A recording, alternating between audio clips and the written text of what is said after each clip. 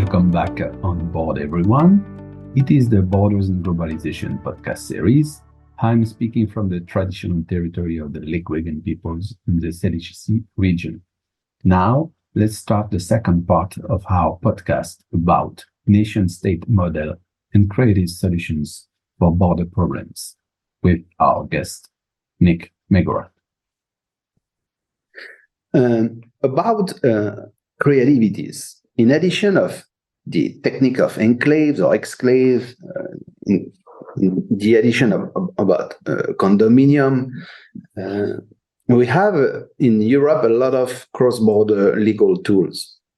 We can cite the example of the local cross-border cooperation group of the Greater Geneva and the European grouping of territorial cooperation of Cerdagne Hospital. These examples illustrate the establishment of a common legal body and common infrastructures. For the cross-border hospital, the employees are mainly in Spanish and Catalan, but some are French, and it can accommodate patients from both countries. It's unique enough to be noted. How do you see the future of this type of cross-border construction? And can they be exported to the Uzbekistan-Kyrgyzstan border? These are very good examples, and an example from Schleswig-Holstein is one that I can offer. In 2016, the Danish and German authorities along the border made an agreement about the operation of fire services, emergency services. And this is a problem across the world, that in rural areas, it can take a very long time for a fire engine to reach the emergency. And so a special agreement was reached that when an emergency was reported, a fire in the borderlands, if there was a fire in Germany and a Danish fire engine was close, it would cross the border to address the emergency. And likewise, a fire in southern Denmark would lead to a German emergency team crossing that boundary if they were closer. This is eminently sensible, and I think that I would hope that these are the type of models that could be repeated across the world. But of course, it depends on politics. If two states are suspicious of each other and suspicious of the motives and suspicious of the intentions, then this would be difficult to envisage, because particularly in disputed territories, you will know that in boundary delimitation negotiations, if a state wishes to demonstrate title to territory, i.e. that it is the rightful owner of a piece of disputed land, one of the pieces of evidence it can demonstrate is that it has provided services to that region for a long time. So a state could say, well, I have provided education or health or emergency service provision there. So what it depends, so this could be seen as an act of sovereignty. So it depends on trust and good relations building over time. And in Uzbekistan and Kyrgyzstan, we have seen that the reopening of some border crossings in recent years has had a very significant effect on politics in the two countries. That suspicion has been reduced, and as a result, pressure on ethnic minorities in each country has also removed. So this is a positive example. So we can see that in certain places, this cooperation happens, and in certain places it doesn't. And I wonder, Benjamin, I know this is a topic that you have worked on and we've discussed in the past, to what extent does agreement on economic and financial clauses make a contribution to cross-border developments?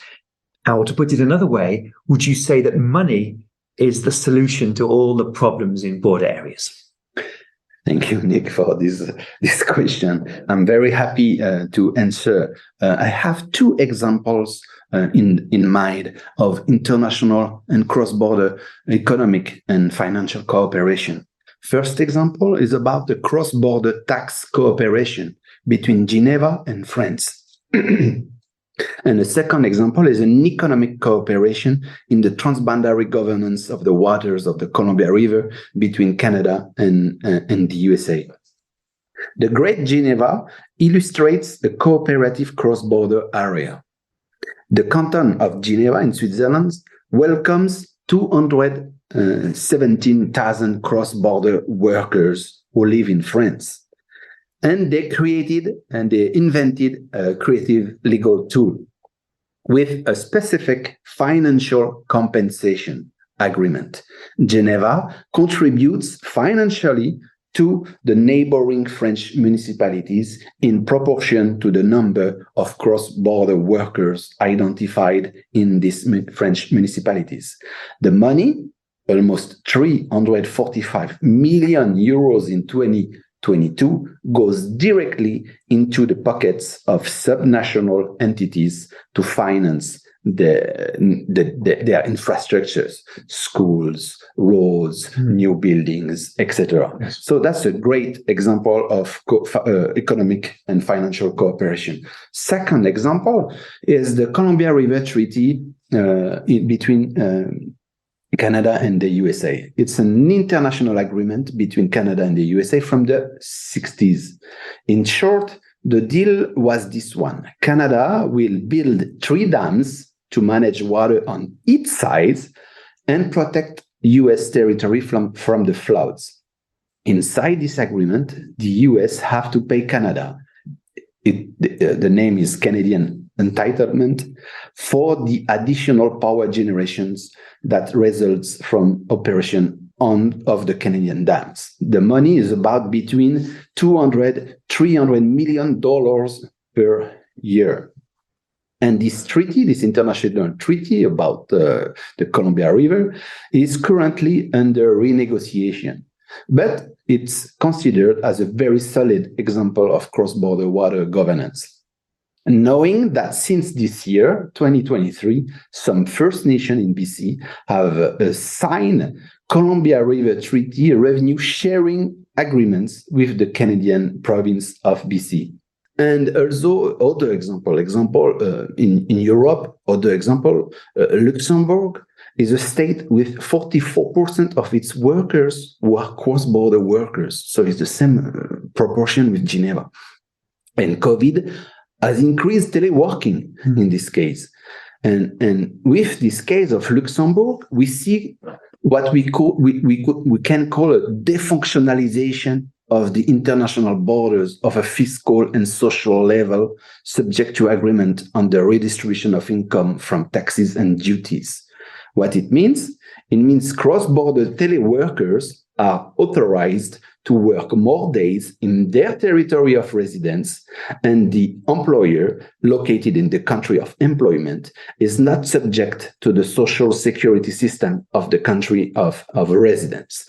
That's an important plasticity of legal borders. The legal specialist and the politician could play with legal systems. They could make the cross-border relation easier. They could improve the cross-border cooperation, the cross-border governance, just by thinking it is possible to play with the legal systems.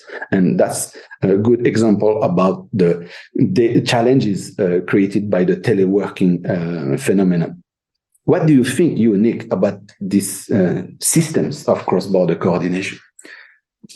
I think the question for me would be cooperation for whom? In the year 2000, I was wondering how to spend my New Year holiday. And so I got on a bus to Liège in Belgium, and then took a local bus to the village of Martelange. Martelange is a village on the boundary between Belgium and Luxembourg. And I had with me a big coat and a bottle of whiskey. And plan A was to find some new friends and give them the whiskey. And plan B was, if I didn't find anyone, to sit in the woods with my big coat and drink the whiskey myself. Anyway, so I explored this village of Martelange, and it's very interesting. And the boundary falls down the high street. It runs along the high street. And on the Belgian side, there were a row, just houses, only houses. on the Luxembourg side, there were 13 petrol stations, gas stations in a row. Because although the migration and immigration controls and customs control have all ended, still the effects of the boundary persist. These ghostly borders are still there. And so I went into a bar on the Luxembourg side and made some new friends and stayed with them, partied them all night long, and came back to England the next day. Now, I could do this because I was a British citizen with what was then an EU passport. But of course, borders are best seen not as walls or as barricades, as some would depict them, but as filters. They let some people in and they keep other people out. And the EU is a good example of that. And economically, they function to do this to create different types of labour force. So, for example, in the UK at the moment, in the past few years, we have seen a new phenomenon in migration movement, which is a migration of farm workers from Kyrgyzstan, Uzbekistan, and Tajikistan to the United Kingdom. Before Britain left the European Union, we would rely on EU labour. Romanians, Bulgarians, and previously Polish people to pick vegetables and fruit in Britain. When Britain left the European Union, these migrant labourers could no longer come. British workers did not want to do this job. And so now we have been issuing 6 monthly visas to Kyrgyz and Uzbeks to come. Now, what these visas do is they create an exploitable workforce. Yes. These people are only allowed to stay for 6 months. They cannot bring their family. If they try and stay longer, they immediately become illegalized and deportable. They are they have found it very difficult to access rights. They don't speak English, most of them. And so they are an abused and exploitable population who can be sent back whenever the government wishes. And so, although transboundary regimes, regimes at borders to control and allow migration can enable the convenient working for elites, teleworkers in high-tech industries, they are equally used by capital to produce exploitable and expendable and replaceable workforces. It's about the production of a certain form of capitalism. And so whilst we can celebrate these local arrangements to enable borderlanders to move backwards and forwards, at the same time, we should be aware that these take part in these existing global structures of capitalism which perpetuate inequalities. But I know, Ben, that you've been working about other cases, and I think we can learn a lot from these experiences. I wonder if you can tell me about them and whether they are good examples of historical cooperation and good neighbourliness between nation states. Yes, of course, Nick. Thank you for your questions. France has more than 30 dyads in the world, It means more than 30 common borders with territorial land and maritime neighbors. This is the world record.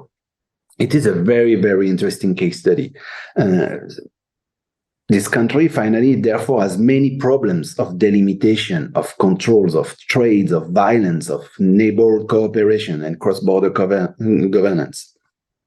But it is first of all important to remember that neighboring states are bound by legal rules of neighborhood. According to the international jurisprudence, the law of neighborliness is intended to enable neighboring states to avoid frictions, reconciling their divergent interests through a continuous cooperation in all activities comprising a necessary interpenetration between them. And technically, this neighborhood law includes 4 fundamental rules for contiguous states. The first rule is the prohibition to use or permit the use of the border zone in such a manner as to cause damage to the territory of the neighbor state. second rule is the obligation for states to take into consideration the legitimate interests of the neighbors. Third rule is the obligation to inform, notify, and consult neighbors on any situation likely to cause a damage beyond the border. And last and fourth rule, it's the obligation to tolerate the consequences for activities not prohibited under international law that take place in the territory of neighbor state. And I have three examples to share with you, Nick, about the creative solutions for creating peaceful relations or overcome difficulties with the border challenges. In relation to these neighborhood relations, I wanted to draw the listeners' attention to three other original situations. First, the Quinto Real. Second, the Mundat forest. And finally, the free zones of the Pays de Gex and Haute-Savoie. In principle, there is a strict territoriality of public law. For example, Chief Justice Marshall declared in 1812 in the Schooner Exchange case that jurisdictions of the nation within its own territory is necessarily exclusive and absolute. Under these conditions, the jurisdiction of the states cannot be exercised outside the territory, except by virtue of a permissive rule arising from customary international law or also a convention. To put it simply, about the Quinto Real or the Pays Quint Septentrional in French, or the Quinto Real Norte in Spanish, or Quintoa in the Basque language. It is currently a small area of hills, which is located in the Basque country, in Spain. It is contiguous to the French border, and it is attached to the French administration. You understand what I mean? You have a small piece of territory in Spain, so with the territorial sovereignty of the Spain, but interconnection with the French administration. Of course, before, like 200 years ago, this Quintoa covered a large space, like more than 20,000 hectares, from the town of Baigori in the north to the town of Hérault in the south. And it was the part of the same kingdom at this time. But everything changed with the birth of new kingdoms. The joint ownership, which had been created to avoid conflict of use between valleys, became a problem to be solved for the new states. I give you an example.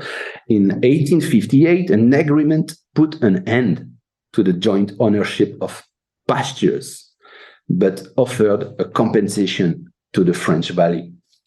France was able to retain the Aldudes Valley, and French shepherds retained their right to enjoy the pastures of the Pays de Quint, or Quinto Real, on the Spanish side, in return for an annual fee paid by France of several thousand euros. We speak about 60,000 or 70,000 euros that the government of France pays to the Spanish side. In addition, Nick, each head of French cattle bears a tax of a few tens of euros, maybe 70 euros, which will go into the treasury of Navarre.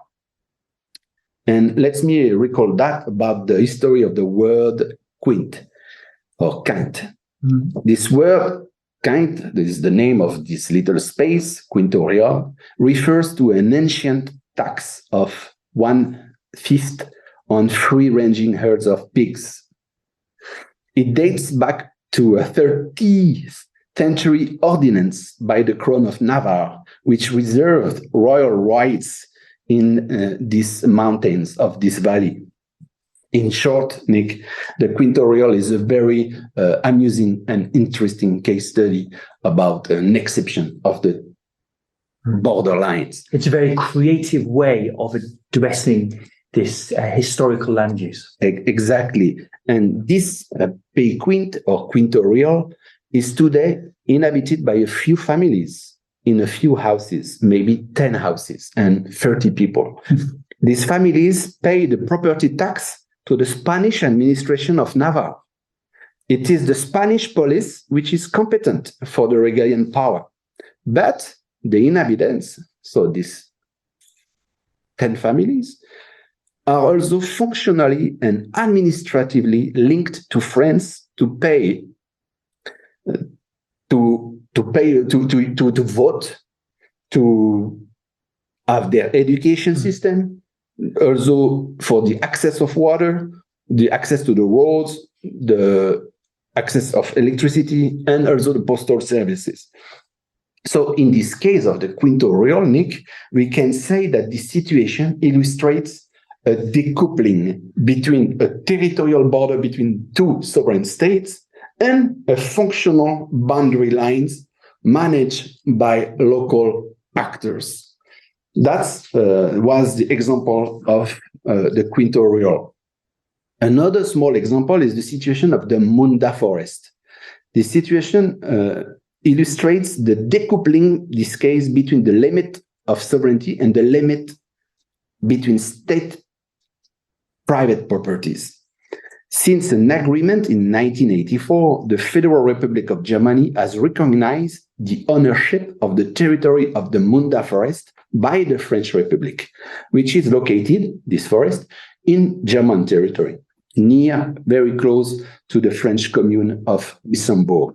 That's another creative example of plasticity of borders. A state could be sovereign and the territorial boundary line is the limit of its territorial authority, but it could have the power to be a private owner in anywhere, finally, around the world. My last example is about the situation of the free zones of Pays de Gex and Haute-Savoie. That's a very interesting one. It concerns, in this case, the decoupling between the customs line and the international border. This free zone is an area which benefits from a customs exemption policy for businesses. There are no customs controls between these zones and Switzerland. What this case illustrates is, in a word, that the custom lines can be moved forward or backward or limited to a specific space here or there. These legal decouplings between the international border and other types of limits illustrate what I call a legal plasticity of border and cross-border arrangements. And finally, these things join the legal reflections on the principle of territoriality of public law and the exceptions to this territoriality, the theme of the application of public law abroad, as well as the reflections on transnational public law or transnational administrative law. And the final one, let's speak about the final example about mobile borders. In this case, it's a rather, instead of decoupling, is more a case of forced coupling. It's a legal technique used by some governments in the Alps to change the international border based on the effects of global warming. From now on, with this mobile border, the boundary lines will follow the movements of the watershed line. It means the international border will move all the time, depending on the global warming. And with this global warming of planet Earth, as we all know, and the exceeding of planetary boundaries, what do you think of this example, Nick? I think it's an example with many historical precedents, particularly where rivers are used as international boundaries. Rivers are used, I think, in something like 1/3 of international boundaries have at some point in their course a river. And of course, rivers move. Geographers know that. In 1848, following the end of the war between the United States and Mexico, Rio Grande was accepted as a significant part of the international boundary between the two states. And this led to a complication, because the river moves. the original treaty said that if the river moved gradually, then the international boundary would also move. However, the people who crafted the boundary did not consult with geographers to ask what gradually meant. And so this led to many cases of rivers moving and oxbow lakes forming, and settlements and communities suddenly finding themselves on the wrong side of their international boundary, and a lack of clarity about which country they were actually in. And so a few decades later, they had to renegotiate whole sections of that boundary treaty.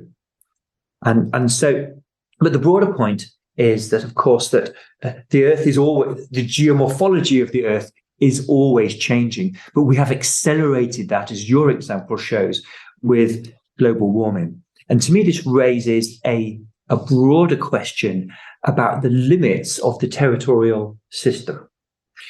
And so the power resides significantly in the hands of these 200 or so countries that make up the United Nations. This is a bordered system, and yet the problems that we face as a race, as a human race, the problems to do with global warming, with climate change, are necessarily problems that transcend boundaries and require some form of transboundary, cross-boundary cooperation. And so what we're going to need to see politically is the type of examples that you and I have been discussing at small levels, regional levels, that spirit of creative cooperation, of being willing to stand back and say, what's more important is not my line on my map, but the welfare not only of borderland communities, but of our whole race. This must take precedence over our neat boundaries.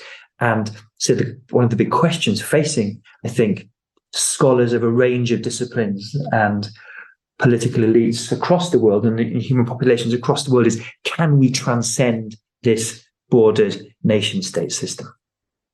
Yes, that's a great question, a great challenge. We need to transcend this nation-state model. We need to be able to imagine and be innovative about cross-border solutions at any scales, local scales, regional scales, mega regional scale, and also for sure global scale.